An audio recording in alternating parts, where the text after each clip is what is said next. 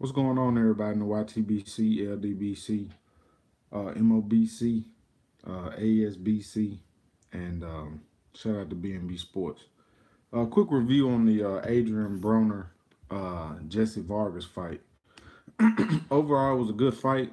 Um, AB kind of came along towards the end of the fight.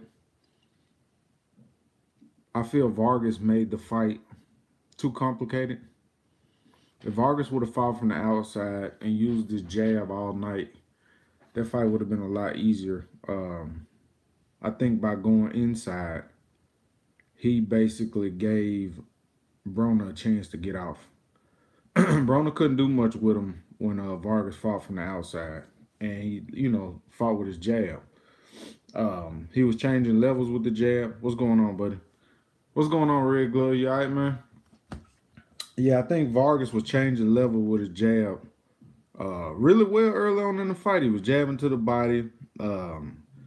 He was busting Broner up with the jab to the head.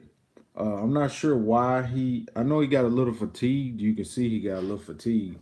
But if he just fought from the outside, that fight would have been a lot easier for him. I actually had Vargas winning by, I think, 2 rounds.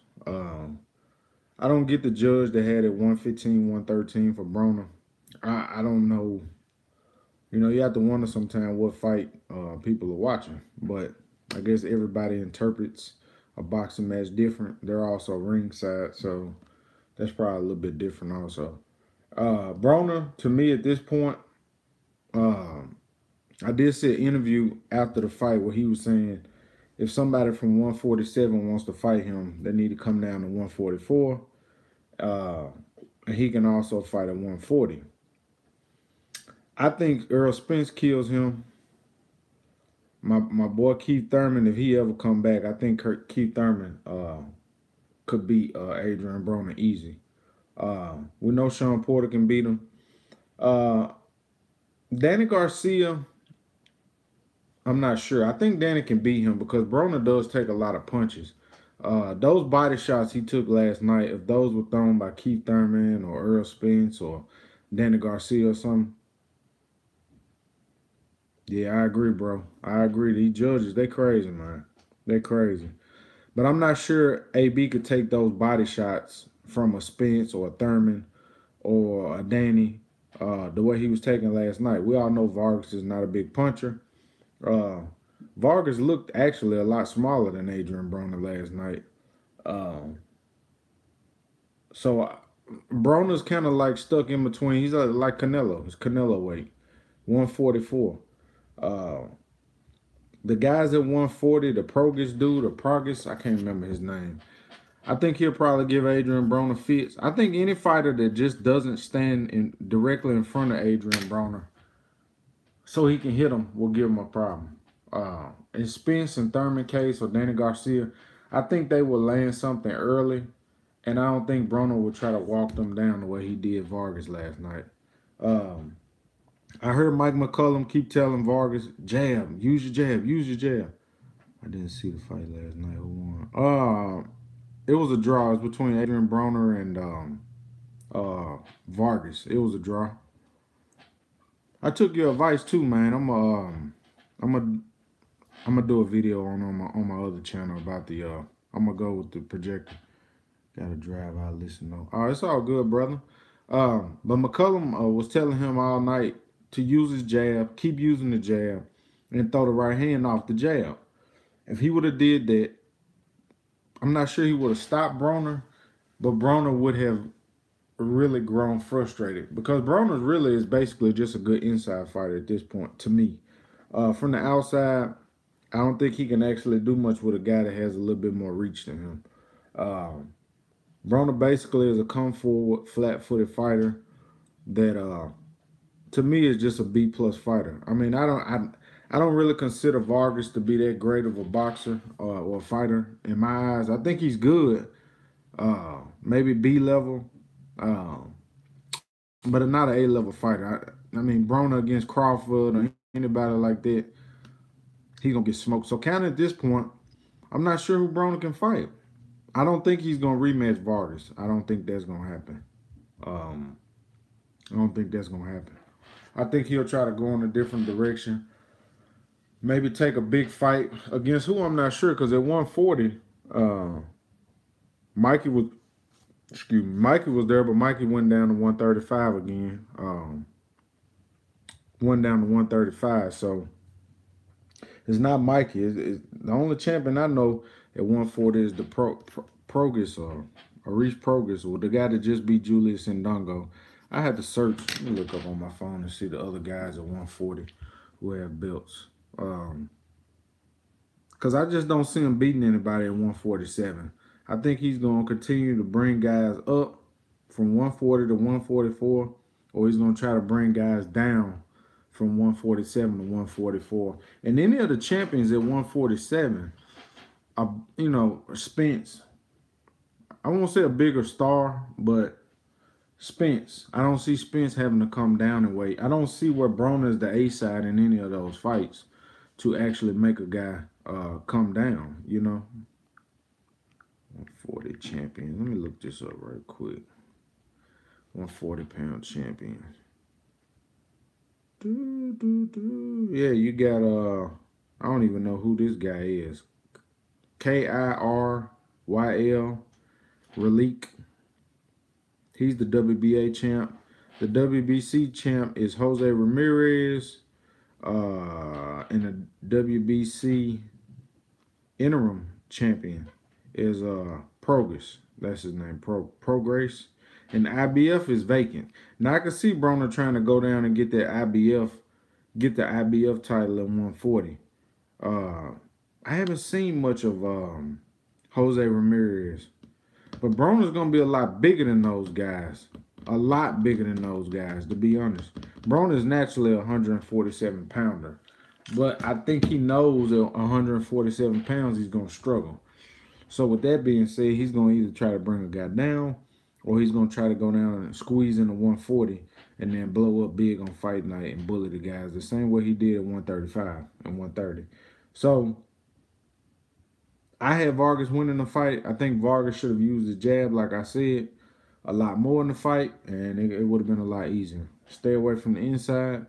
But on to the Charlo fight. I knew what Charlo was going to do to that kid. I did a video, I think it was the last video I did, and I watched Centennial fight the Zelensky guy that Jacobs is about to fight, and he got stopped in that fight. So I knew what Charlo was going to do. Charlo at 160, I know he wants the Triple G fight. Do I see that happening? No. I could see Triple G, in my opinion, moving on. He needs to move on from Canelo, but I'm not sure Tom Loeffler is going to do that. I think they're going to try to fight Canelo in September, I would think. Let's see what this May, June, July. Oh, yep, that's what they're going to try to do. And that's why he picked that cherry pick fight, because he just wanted the easy fight. That way he ain't got a chance to lose, so he can turn around and fight Canelo in September. I think he should go for Billy Joe Saunders, go ahead and unify and become undisputed in the division. That's just my take. And then I think he'll move up to 168. Is that going to happen? I'm not sure, because I'm not really that high on Triple G's management at this time. I think they don't put him in good positions. They're not giving him good boxing advice. Like, this is a business, so I'm sure they have to make the big money, but he's always said he wanted to become undisputed and unify the division, which he, you know, that changed. So I'm not sure about that. I do think Charlo is a good fighter at 160. I could see him against Danny Jacob probably having some problems.